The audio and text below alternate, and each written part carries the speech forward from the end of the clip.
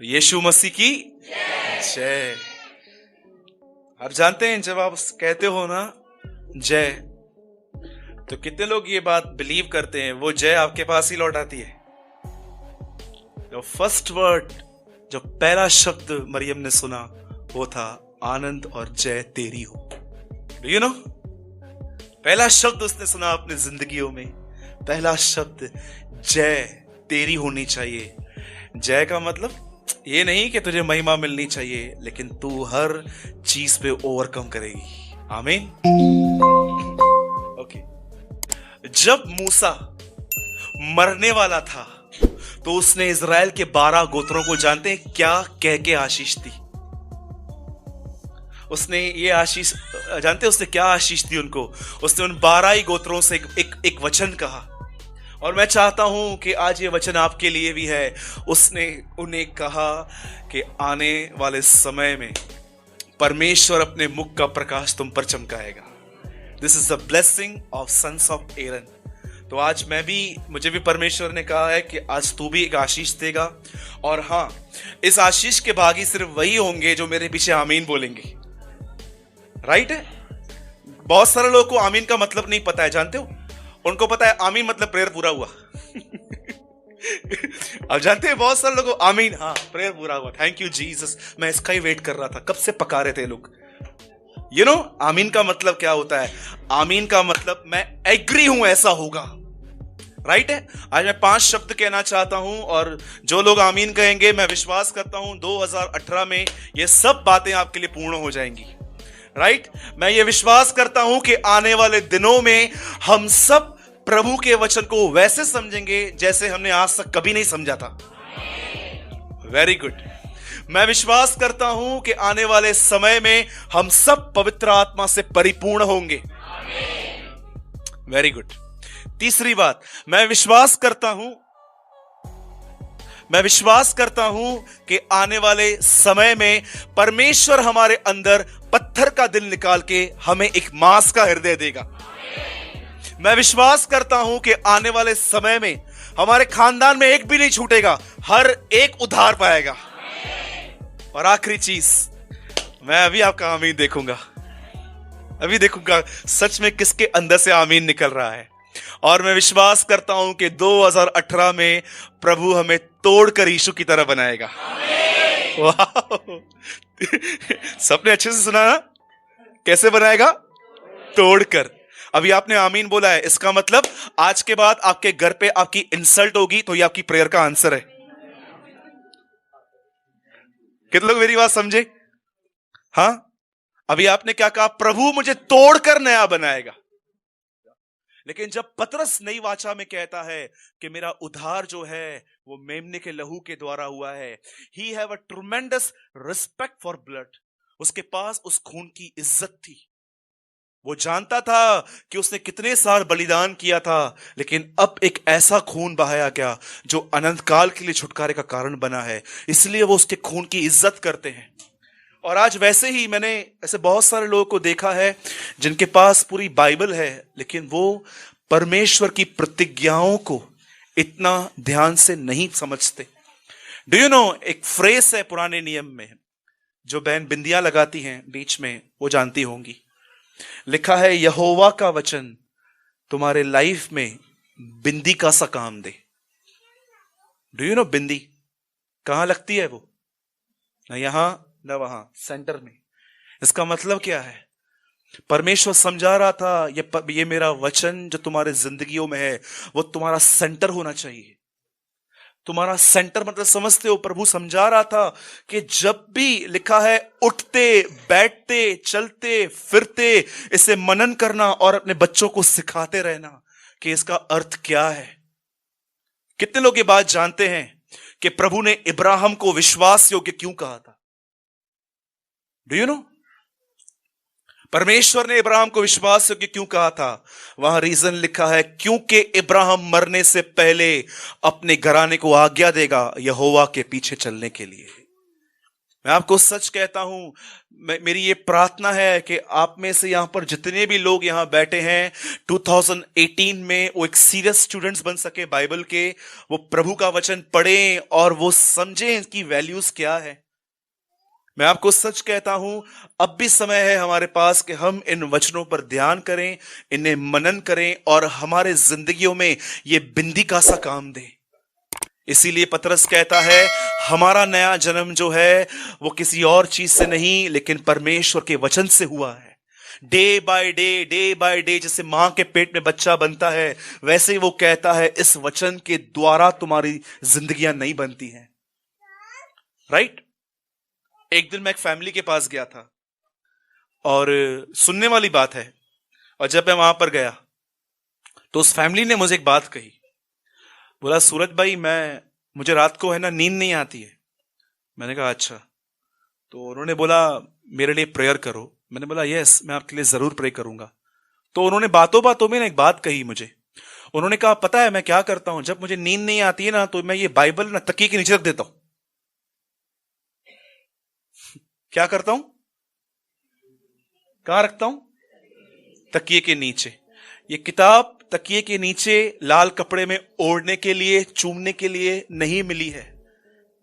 मैं कई बार कहता हूं, मैं फिर से कहता हूं, मैं एक बार बॉम्बे जा रहा था, मैंने रास्ते पर कुछ हल्का सा कुछ मैंने ऐसे बेल लिया था, और जब मैंने वो कंप्लीट किया खाना और जो पेपर था वो पेपर था कुरिन्थियों की पत्री, तो क्या बेचने वालों को पाप लगेगा?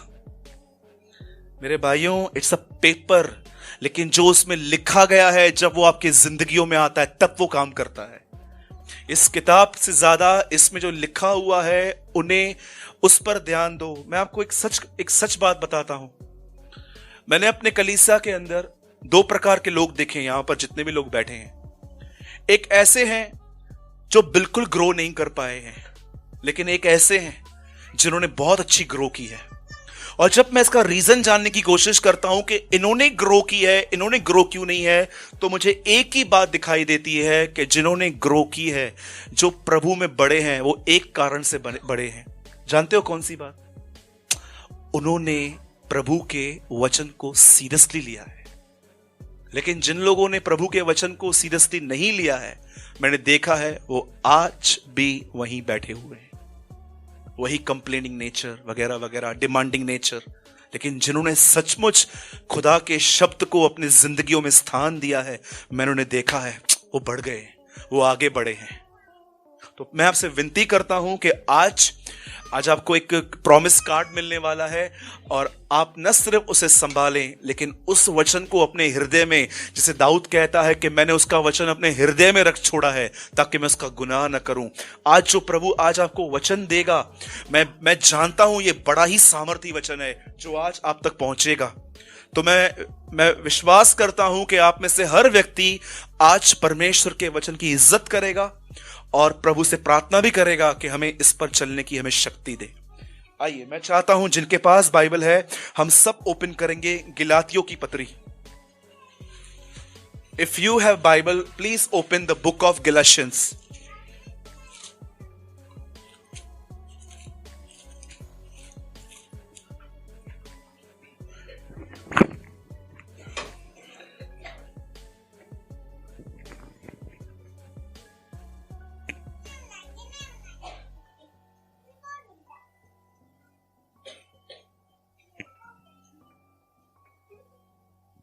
मैं चाहता हूं कोई पढ़िए 3:16।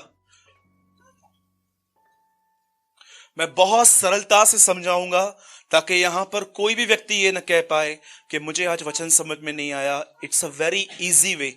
हाँ, कोई पढ़िए 3:16। विजय भाई। अतः प्रतिज्ञाएं इब्राहिम को उसके वंश को दी गई है। वह यह नहीं कहता। हाँ, वंशों को नॉट वंशों को। आगे, जैसे बहुतों के विषय में कहा। हाँ, पर हाँ, जैसे एक के विषय में तेरे वंश को, और वह मसीह है। मैं चाहता हूं अब सब यहां पर आप ध्यान दीजिए। आप जानते हैं एक यहूदी के लिए, एक जू के लिए सबसे ज्यादा रिस्पेक्टफुल आदमी मूसा के बाद अगर कोई है तो वो है इब्राहिम। मैं चाहता हूं आज आप सब ध्यान से सुनिए, कोई भी अपना ध्यान यहां वहां न भटकाए किसी भी बात की वजह से। एक यहूदी के लिए सबसे ज्यादा इंपॉर्टेंट व्यक्ति मूसा के बाद अगर कोई है तो वो इब्राहिम है। आप एक बात पढ़ सकते हो, जब यूहन्ना बपतिस्मा दाता जब लोगों को बपतिस्मा देने जाता है तो वहां पर वो कहता है कि यह न समझो कि तुम इब्राहिम के कारण धर्मी ठहरोगे, क्योंकि परमेश्वर पत्थरों से भी संतान उत्पन्न कर सकता है। आप जानते हो वो लोग क्या सोचते थे? जो यहूदी लोग थे वो ऐसा समझते थे कि हम इब्राहिम के खानदान के हैं, चाहे हम कैसा भी जीवन जिए सब चलता है। जैसे आज भी बहुत सारे लोग जो अलग अलग जगहों पे कुछ आस्था की जगह पे जब जाते हैं और वहां पर चढ़ावा चढ़ा के आते हैं तो उनको लगता है हम कैसा भी जीवन जिए सब चलता है। उन दिनों में उनकी मेंटालिटी भी कुछ ऐसी ही थी, उन्हें लगता था कि ऐसा ही है, चलता है। और देखिए पौलुस जो है वो उन्हें बता रहा है, उनको उनके सामने समझा रहा है कि इब्राहिम से ज्यादा इस बात को देखो कि इब्राहिम किस लीग पे चला था। वो लोग इब्राहिम को जानते थे पर इब्राहिम के कामों को नहीं जानते थे। आज बहुत सारे लोग यीशु को जानते हैं पर यीशु के जीवन को नहीं जानते। They know Jesus. यीशु मसीह को जानते हो? हाँ जानते हैं ना, बपतिस्मा लेके रखा है। बपतिस्मा लेके रखा है तो ऐसा लगता है इन लोगों को कि इन्होंने कोई बड़ा काम कर दिया है। वैसे ही उन दिनों में लोग इब्राहिम को जानते थे पर इब्राहिम के कामों को नहीं जानते थे। अब मैं थोड़ा आपको बताता हूं कि इब्राहिम कैसे धर्मी ठहराया गया। आप जानते हैं ये गलातियों में लिखा है, लेकिन मैं एक रोमन्स में लिखा है, अब मैं उसका जिक्र कर रहा हूं। बाइबल कहती है एक शहर था जिसका नाम था ऊर, और इब्राहिम के ऊपर परमेश्वर प्रकट हुआ था और परमेश्वर ने उसे कहा कि अपने बाप का घर, अपने रिलेटिव्स को छोड़ और जहां मैं तुझे ले जाऊंगा तू वहां चला जा। और जैसे इब्राहिम ने अपना सब कुछ छोड़ा, आप जानते हैं परमेश्वर ने उसे एक प्रतिज्ञा दी कि वो उसे बेटा देगा, वो उसे वंश देगा, और लिखा है वो उसे आशीष देगा। अब बहुत सारे लोग हैं ना सिर्फ इसी बात पे सीमित हैं। उनसे एक ही बात पूछो, बताइए इब्राहिम का वंश कौन है? Everybody says Isaac. Do you know? आप किसी से ही पूछो इब्राहिम का वंश कौन है, आपको एक ही आंसर मिलेगा जो संडे स्कूल के बच्चे को भी पता रहता है। बताओ इब्राहिम का वंश कौन है? सब बोलेंगे इसहाक। पौलुस यहां पर कहता है उसका वंश मसीह है। कितनों की बात जान रहे हैं? परमेश्वर ने इब्राहिम से कहा मैं तुझे एक बेटा दूंगा, मैं तुझे एक वंश दूंगा और मैं तुम्हें आशीष दूंगा। और जानते हैं जब इब्राहिम अपने बाप के घर को सबको छोड़ के वहां से निकला, तब बाइबल कहती है कि इब्राहिम को यह प्रतिज्ञा मिली थी कि वो उसे एक बेटा देगा। और जानते हो हुआ क्या? इब्राहिम ने जब देखा कि प्रतिज्ञा को पूरा होने में देर हो रहा है तो उसने सबसे बड़ी गलती जानते हैं क्या की? उसने परमेश्वर की मदद करने की कोशिश की। ही हेल्प गॉड। जानते हैं उसने क्या किया? उसने अपने घर के अंदर रहने वाली अपने दासी के साथ रिलेशनशिप मेंटेन किया और वहां से एक बेटा पैदा हुआ जिसका नाम था इश्माइल। और प्रभु के पास ये लेके जा कहता है कि सुन, तूने तो मुझे बेटा नहीं दिया, अब ये काम कर, तू है ना इसे ही आशीष कर। आप जानते हो बहुत सारे लोग क्या करते? परमेश्वर की मदद, प्रभु की मदद करने की कोशिश करते हैं। क्या सही है? हां, एक आदमी जब यीशु प्रचार कर रहा था वो कहता है प्रभु मेरे घर चल। क्यों? मेरे भाई ने मेरी प्रॉपर्टी रखी है, देता नहीं है वो मुझे, तू चल और तू वहां से छुड़ा। आज इंसान का स्वभाव देखो, वो परमेश्वर से ये नहीं कहता है कि मुझे तेरे रास्तों पे चलना सिखा, वो प्रभु को कहता है मेरे रास्तों पे चलना शुरू कर। कितनी बड़ी बात है। उसे वो ये नहीं कहता है कि तू आ प्रभु मुझे यहां से निकाल, मेरे अंदर दीवारों का प्रेम है, मुझे दीवारें चाहिए, लेकिन वो प्रभु को बोलता है आजा प्रभु यहां से सब कुछ ठीक कर। मेरे भाइयों और बहनों, डोंट हेल्प गॉड। परमेश्वर को आपके मदद की आवश्यकता नहीं है, आपको उस पर डिपेंड रहने की आवश्यकता है। आप समझ रहे हैं मेरी बातों को? आप जानते हैं उसके बाद क्या हुआ? परमेश्वर का वह वचन फिर से उसके पास पहुंचा। उसने बोला नहीं, यह संतान मेरी नहीं है, मैंने प्रतिज्ञा की है। लेकिन जानते हो उसके बाद हुआ क्या? एक जबरदस्त बात इब्राहिम के साथ हुई। जब परमेश्वर की प्रतिज्ञा को होने में देरी हो रही थी, आप जानते हैं उसके साथ क्या हुआ? वो निराश होने लगा। कितने लोगों ने पापों की लिस्ट में सबसे ऊपर निराशा रखा है? यीशु मसीह ने इतनी बार ये नहीं कहा कि पाप मत करो, पर उससे डबल टाइम उसने ये कहा, डरो मत। क्या वे बात जानते? यीशु ने कई बार कहा, डरो मत, चिंता मत करो। मुझे बाइबल के अंदर एक अध्याय बताइए, एक अध्याय जिसमें एक ही टॉपिक पे इतनी लंबी बातचीत की गई। और जानते हो वो कौन सा टॉपिक था? चिंता। एक अध्याय ऐसा था जिसमें उसे पूरी तरह से इतनी लंबी बातचीत की। उसने स्टार्ट किया, अन्य जातियों को देखो, इनको देखो, सुलेमान को देखो, फूलों को देखो, पक्षियों को देखो, और उसने लास्ट में कहा कल की चिंता मत करो। इतना लंबा और ब्रीफ सरमन दिया उसने सिर्फ इस बात पे कि तुम्हें चिंता नहीं करनी चाहिए।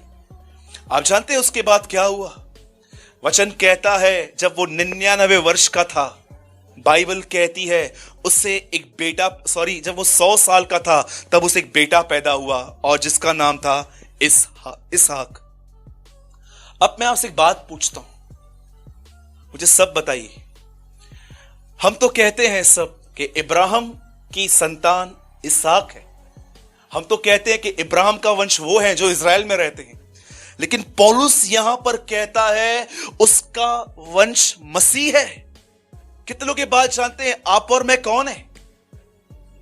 हम मसीह लोग हैं। हम कौन है? We are Christians. हम मसीह लोग हैं। और बाइबल क्या कहती है? एक्चुअली तुम इब्राहिम की संतान हो। और मुझे बताइए, परमेश्वर ने क्या कहा था? मैं तुझे वंश दूंगा और उन्हें आशीष दूंगा। क्या थी इब्राहिम के वंश के लिए आशीष? मेरे भाइयों और बहनों, आज यही बात आपको जानने की जरूरत है कि आपके लिए एक आशीष है इब्राहिम के खानदान में होने के कारण। जानते हो इब्राहिम की आशीष क्या है? मैं आपको बताना चाहता हूं कि परमेश्वर ने इस खानदान से एक प्रतिज्ञा की है। मैं आपको सबसे पहले बताना चाहता हूं, इस भाई से लेके जितने भी लोग इस हॉल में बैठे हैं, आप सब इब्राहिम के वंशज हैं। आप इब्राहिम का खानदान है। और एक चीज ऐसी है जिसके ऊपर आपका पूरा अधिकार है, वो आपकी इनहेरिटेंस है जिसको आपको लेना चाहिए वहां से। You know, God is a God of promise. आप में से कितने लोगों ने वचन को पढ़ते समय यह बात चेक की है? यहोवा परमेश्वर 4000 साल तक एक व्यक्ति के लिए बात करता रहा कि वो आएगा और तुम्हें गुनाहों से मुक्त करेगा। और जब वो व्यक्ति यीशु मसीह इस पृथ्वी पर आया, तब ये व्यक्ति किसी और पर्सन की बात कर रहा था कि एक आएगा जो तुम्हें पवित्र, जिसका नाम था पवित्र आत्मा। और जब वो आएगा, और जब अब वो आया, तो ये भी एक प्रतिज्ञा दे रहा है कि मसीह वापस आएगा। डू यू नो, पिता और पुत्र और पवित्र आत्मा, ये तीनों प्रतिज्ञाएं करते हैं। पिता कह रहा था यीशु आएगा, यीशु आया, बोलता है पवित्र आत्मा आएगा, और पवित्र आत्मा कहता है अनंत जीवन आने वाला है। ये हमेशा प्रॉमिसेस करते हैं। आप जानते हैं, जब इब्राहिम निराश होने लगा तो किस बात से निराश हुआ? मैं एक छोटा सा एक फ्रेज बताना चाहता हूं इब्राहिम के लिए, और मैं विश्वास करता हूं हम भी इसी वजह से निराश होते। जानते हो वो कौन सी बात को देख के सर पकड़ता था? उसके अंदर नेगेटिव विचार आते थे, वो टायर्ड हो जाता था, वो थकता था, फिर वो कंप्लेन करता था, फिर वो अनफेथ दिखाता था। एक ही चीज को जब वो देखता था, जानते हो वो चीज कौन सी है? सारा की मरी हुई गर्भ। डू यू नो, जब वो अपनी वाइफ को देखता था ना कि इतनी बुढ़ी हो गई है, परमेश्वर ने कहा है इश्माइल नहीं है, इसके द्वारा, वो सोचता था यार परमेश्वर कैसे पैदा करेगा एक 90 इयर्स की लेडी के अंदर से बेबी। लिखा है सारा की मरी हुई गर्भ, मरी हुई गर्भ। जब वो अपनी वाइफ को देखता था वो निराश होता था। वो सोचता था ये कैसे हो सकता है? खुदा बाप ने एक कलाम दिया है मुझे, एक प्रतिज्ञा दी है कि वो मुझे बेटा देगा, वो इसके द्वारा कैसे दे सकता है? हाँ, वो इश्माइल के द्वारा, हाजरा के द्वारा दे सकता था, पर इसके द्वारा कैसे होगा? ये उसकी निराशा का कारण था। आज भी आप देखो, जो लोग विश्वास से नहीं सिर्फ आंखों देखी बातों से चलते हैं। इसके लिए प्रार्थना की, ये ठीक नहीं हुआ, इसके लिए प्रार्थना की, ये नहीं हुआ, इसके लिए प्रार्थना की, ये भी नहीं हुआ। बाइबल कहती है मेरा धर्मीजन देखने के द्वारा नहीं, मेरा धर्मीजन विश्वास से जीवित रहता है। आपको पता है किन लोगों को यीशु मसीह ने बुरा कहा नए नियम में? एक चोर बाजू में टंगा हुआ था, वो उसे कहता है तू आज मेरे साथ स्वर्गलोक में होगा। एक स्त्री व्यभिचार करके आई थी, उसे कहता है तुझ पर दंड की आज्ञा नहीं है। लेकिन आप जानते हो उसने किससे बुरा कहा? या हाँ, ये भी है सिस्टर, यू आर राइट। और जानते हो दूसरा कौन है? अरे प्रेज द लॉर्ड सिस्टर, लिखा है इस संसार के बुरे लोग चिन्ह ढूंढते हैं। जानते हो कौन से लोग को यीशु ने बुरा कहा? जो विश्वास से नहीं, जो इस तरह जीते हैं कि अभी प्रार्थना की है, अभी मिलना चाहिए, बोलता है ये बुरे हैं, दे आर इविल। लिखा है इंग्लिश में इस संसार के बुरे लोग चिन्ह ढूंढते हैं। इसका मतलब, लेकिन यीशु ने कहा इन्हें योना के सिवा और कोई चिन्ह मैं नहीं दूंगा।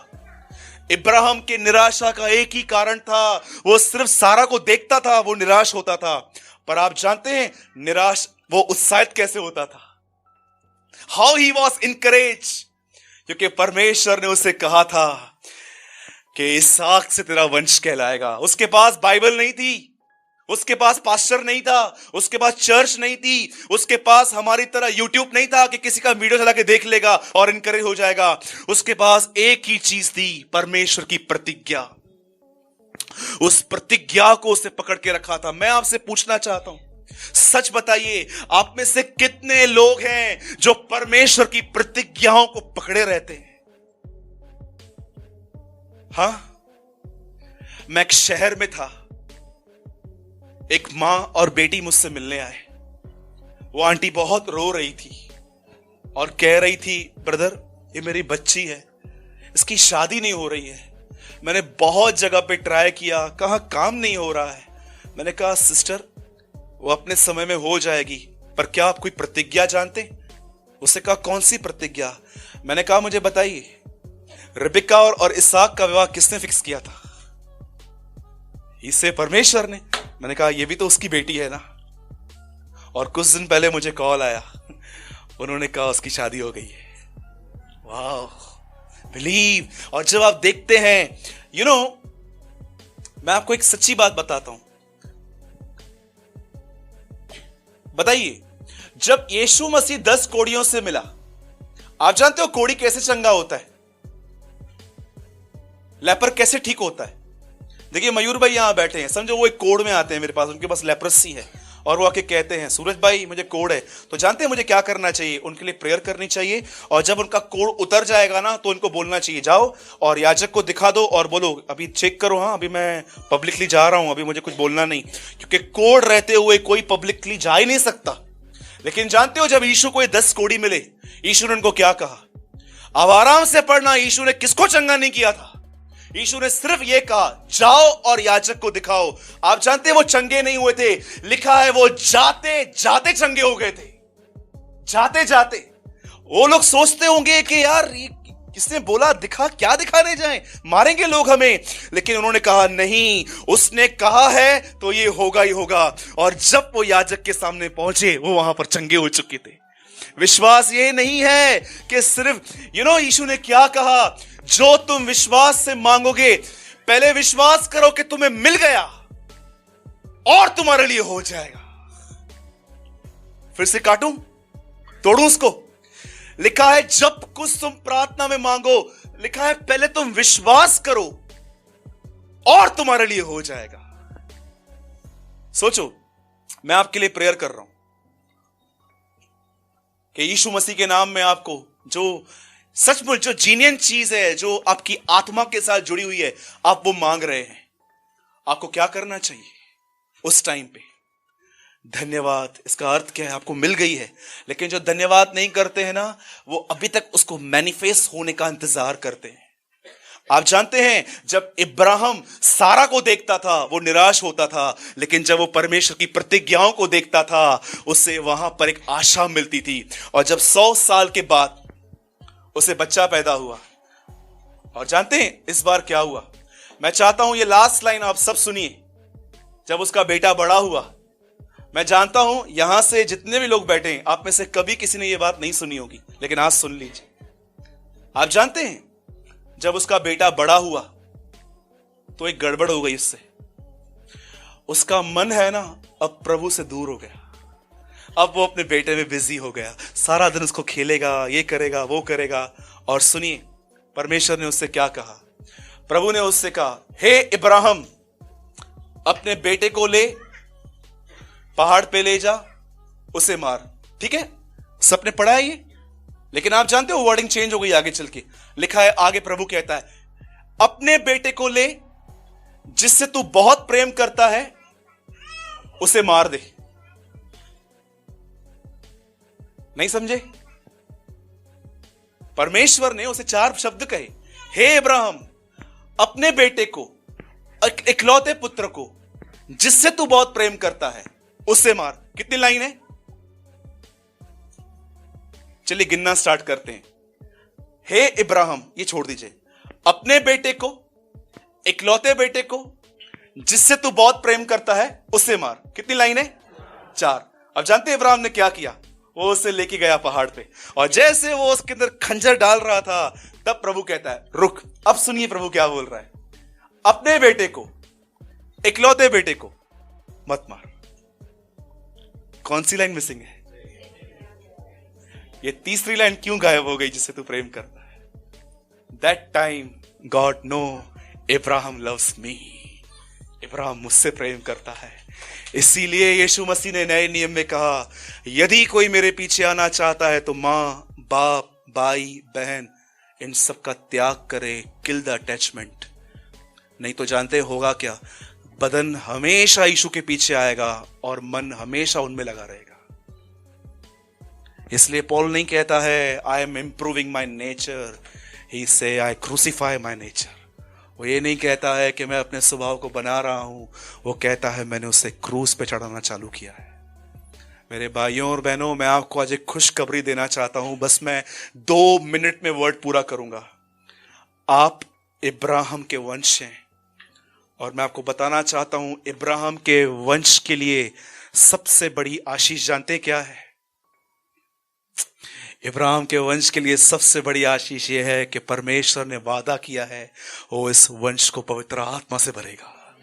That is the biggest blessing for us.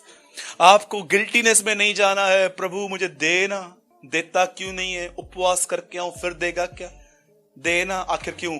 आपका राइट है। I am the seed of Ibrahim, fill me with your holy spirit. मुझे भर अपने आत्मा से। और परमेश्वर बाउंड है अपनी प्रतिज्ञाओं से। जो मैं आपको मेन बात समझाना चाह रहा था वो ये है कि इब्राहिम जब भी सारा को देखता था वो निराश होता था, लेकिन जब वो प्रभु की प्रतिज्ञा को देखता था वो उत्साहित होता था। आज बस 2 मिनट में आपके पास एक कार्ड आएगा और आपको रैंडमली, और मैं तो इतना कहूंगा कि उससे पहले आप प्रार्थना करो कि परमेश्वर आपको वो वचन दे जिसकी आपको आवश्यकता है। आप प्रेयर कीजिए ताकि प्रभु आपको वो कार्ड दे, और जब आप उसको निकालें याद रखिएगा वो खुदा की प्रतिज्ञा है। याद रखिए वो परमेश्वर आपकी जिंदगियों में नॉट 99 पर 100% पूरी करेगा। ये हमारा विश्वास है। और मैं एक और रिक्वेस्ट करता हूं आपको कि जितना हो सके आप अपना टाइम एक प्रॉफिटेबल वे में यूज कीजिए। आपके पास अननेसेसरी करने के लिए बहुत सारी चीजें हैं। अगर आप चाहेंगे तो आप बहुत सारी अननेसेसरी चीजें कर सकते हैं, लेकिन अगर आप सच में क्यों हम इस बात को नहीं समझ पाते कि फल उनको मिलते हैं जो बीज बोते हैं। डू यू नो, हम हमेशा फलों को देखते हैं। अरे फल कैसे आएगा जब तक बीज नहीं डाला है? तो बीज डालना सीखिए, प्रभु का वचन अपने अंदर डालते रहिए। एक समय आएगा जब फल आएगा, और पौलुस कहता है हम कटनी काटेंगे। तो प्रभु आपके साथ है, और आज के बाद आप प्रभु के वचन को महत्व दीजिए और याद रखिएगा इस बात को। मैं चाहता हूं ये बात सब यहां से लेके जाइएगा, ठीक है? आसमान और जमीन का मालिक आपसे प्रेम करता है, और याद रखिए वो आपसे गुस्सा नहीं है, वो आपसे प्रेम करता है। आज के बाद अगर डेविल आपको अंदर से इनसिक्योर करने की कोशिश करे ना, देख तुसा कोई गालिंदो न तई वगैरह वगैरह जो कान में आके बोलता रहता है, उस समय ये बोलना, I don't want human love, my father loves me, मेरा पिता मुझसे प्रेम करता है। तो यीशु मसीह की जय। आइए हम मैं चाहता हूं हम पहले प्रार्थना करेंगे। आइए आंखें बंद करेंगे हम। पिता, हम दुआ करते हैं यीशु मसीह के नाम में। मैं प्रार्थना करता हूं प्रभु, आज आपने अपने वचन के द्वारा हमें उत्साहित किया है। आज आपने हमें दिखाया प्रभु कि कैसे प्रभु इब्राहिम सारा की मरी हुई गर्भ को जब देखता था वो निराश होता था, लेकिन जब वो आपकी प्रतिज्ञा को देखता था वो वहां पर विश्वास में दृढ़ होकर परमेश्वर की महिमा करता था। प्रभु होने दे कि आज के बाद 2018 में हमारा फोकस हमारे प्रॉब्लम्स नहीं लेकिन तेरी प्रॉमिसेस हो प्रभु। हम ये नहीं देखें कि प्रभु हमारे साथ क्या होने वाला है, लेकिन हम वही देखेंगे जो तेरे वचन में लिखा है प्रभु। जैसे प्रभु तू उन्हें एक प्रतिज्ञा के देश में ले गया, वैसे तू भी हमें अपनी प्रतिज्ञाओं में ले जा प्रभु। हम विश्वास करते हैं आपने हमारी प्रार्थना को सुना। हम आपको सारी महिमा और आदर देते हैं यीशु मसीह के नाम में, आमीन।